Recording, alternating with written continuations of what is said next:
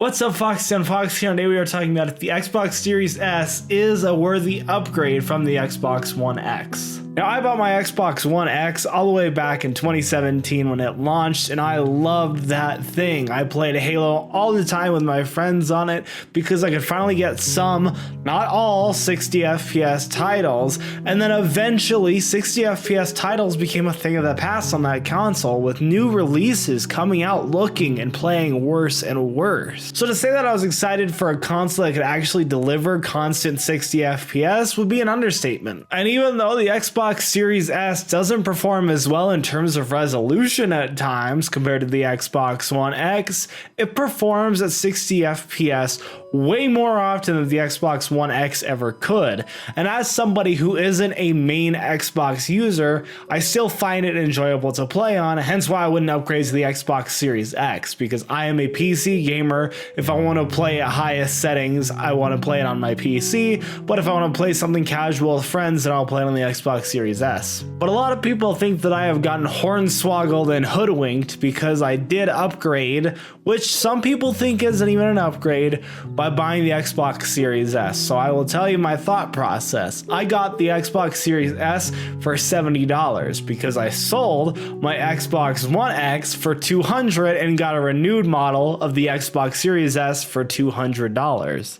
And when it comes to resolution or graphical fidelity, any new games are going to be hard to tell the difference between the Xbox One X and the Xbox Series S. They look the same most of the time, especially because not every game that you play is probably Series S optimized. This is why the Series S is an amazing investment for somebody like me, and I want to preach it out there to the choir to see if you are on the fence, if you have an Xbox One X or whatever, and you're thinking about upgrading to the Series S. It's cheap and it does everything I want an Xbox to do. It plays a lot of new games at 60 FPS, which is amazing. For somebody like me, 60 FPS is a must-have. If you have an Xbox One X and you don't care about 60 FPS, then congratulations, you can stick with your Xbox One X until they start making exclusives for the next generation, because that's pretty much the only difference that I see.